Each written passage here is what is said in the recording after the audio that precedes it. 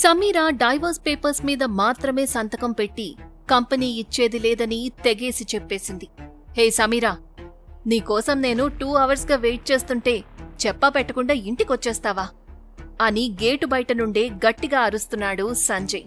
తన మాటలు విని లోపలికి పరిగెత్తుకుంటూ వచ్చిన వాసుకి మారిన సమీరని చూస్తే ఏం జరుగుతుందోనని కంగారుపడి పరిగెత్తుకుని వెళ్లి బయట సంజయ్తో, లోపల ఆ బొండంది ఉంది, 6 ఏళ్ల తర్వాత ఇంకా బరువెక్కింది, తనను చూసి మనసు పాడు చేసుకోకు అని పక్కకు తీసుకువెళ్లి తన మెడపై చెయ్యి వేస్తూ రొమాంటిక్ మూడ్లోకి దింపడానికి ట్రై చేస్తుంది వాసుకి.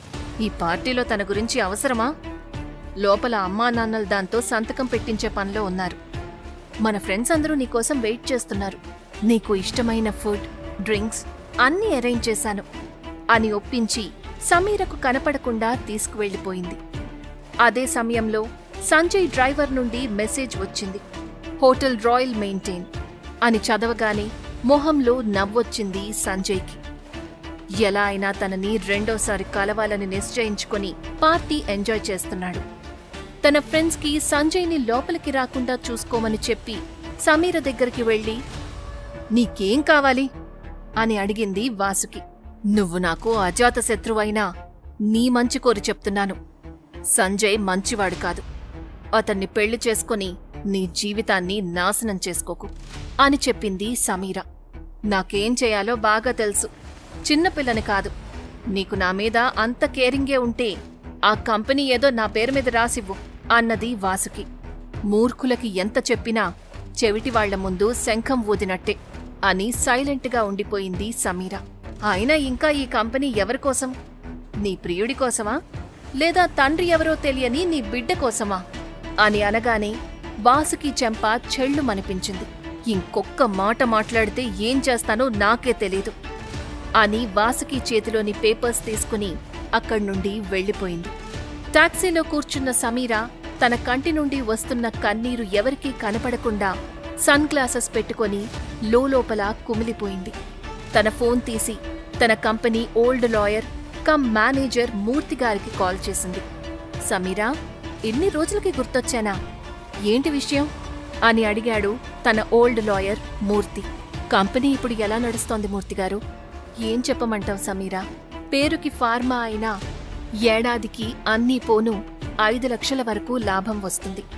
డబ్బులేవైనా పంపమంటావా అని అడిగాడు. ఏం అవసరం లేదు, మీరు జాగ్రత్తగా ఉండండి, నేను మళ్ళీ కాల్ చేస్తా అని చెప్పి కాల్ కట్ చేసి, సరిగ్గా నడవని ఈ కంపెనీని రావు ఫ్యామిలీ ఎందుకు నా నుంచి లాక్కోవాలని ట్రై చేస్తున్నారు? వాసుగిని ఎందుకు ఎరగా ఉపయోగించుకుంటున్నారు అని మనసులో అనుకుంటూ విండోలో నుంచి బయటికి చూసింది. అక్కడ ఐస్ క్రీం స్టాల్ కనపడటంతో స్వీటీ అడిగిన మాటలు గుర్తొచ్చి వాటిని తీసుకుని కార్లో హోటల్ రాయల్ మెయింటైన్ చేరుకుంది.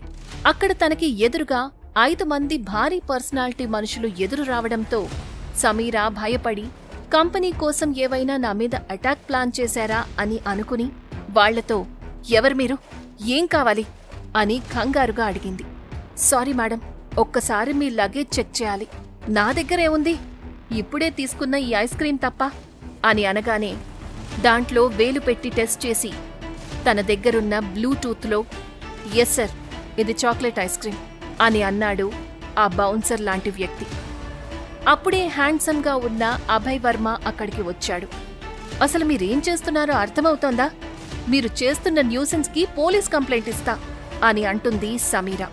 బాపు బొమ్మలా అందానికి నిలువెత్తు నిదర్శనంలా ఉన్న సమీరను చూస్తూ కళ్ళు తిప్పుకుంటూ, అవునవును, నువ్వే కంప్లైంట్ ఇవ్వాలి మరి. నాకు నా కొడుక్కి దూరంగా ఉండు, నీకే మంచిది అని అన్నాడు ఒక మధ్య వయస్కుడైన ఒక వ్యక్తి. ఎక్స్క్యూజ్ మీ, ఏం మాట్లాడుతున్నారో నాకు అర్థం కావట్లేదు. ఇలానే బిహేవ్ చేస్తే హోటల్ మేనేజ్మెంట్కి కంప్లైంట్ చేస్తా అన్నది సమీర. నిన్ను నా ఫ్యామిలీనే ఇక్కడికి పంపి నా కొడుక్కి దగ్గరై నన్ను పెళ్లి చేసుకోమని చెప్పారా? అది ఎప్పటికీ జరగని పని అని కోపంగా అన్నాడు అభయ్ వర్మ. ఇంకా ఎక్కువ మాట్లాడితే స్వీటీకేదైనా ప్రమాదం రావచ్చని అక్కడ్నుంచి ఫాస్ట్గా ముందుకు వెళ్లి లిఫ్ట్ బటన్ నొక్కి అందులో తను ఉన్న ఫ్లోర్కి వెళ్లిపోయింది. పార్టీ దాదాపు పూర్తవడంతో ఫుల్గా మందు కొట్టి హోటల్ రూమ్కి వెళ్తూ, ఎయిర్పోర్ట్లో కలిసిన అమ్మాయిని మళ్లీ కలవాలి అని సంజయ్ కలలు కంటుంటే అప్పుడే డైవోర్స్ పేపర్స్తో అక్కడికి గోపాల్ తన ఫ్యామిలీతో వచ్చాడు. కంగ్రాట్స్ సంజయ్, వాసుకి బర్త్డే రోజు మీ ఇద్దరికీ గిఫ్ట్ ఇవ్వబోతున్నాను అని గోపాల్ ఆ పేపర్స్ తన ముందు పెట్టాడు. అందులో డైవోర్స్ పేపర్స్ మీద సమీర సంతకం చూసి, ఈ రోజు నుండి నేను ఫ్రీ బర్డ్ని, కాని ఇంకో పేపర్ మిస్ అయినట్టుంది, అది ఉంటేనే మా పెళ్లి, లేదంటే ఇంకా జరగనట్టే అని నవ్వుతూ అక్కడ్నుండి వెళ్లిపోయాడు. సమీర కొడుకుని నిజంగానే సంజయ్ ఫ్యామిలీ కిడ్నాప్ చేసిందా? ఈ ప్రశ్నలన్నిటికీ సమాధానం తెలియాలంటే పాకెట్ ఎఫ్ఎం యాప్లో నెక్స్ట్ ఎపిసోడ్స్ చూడండి.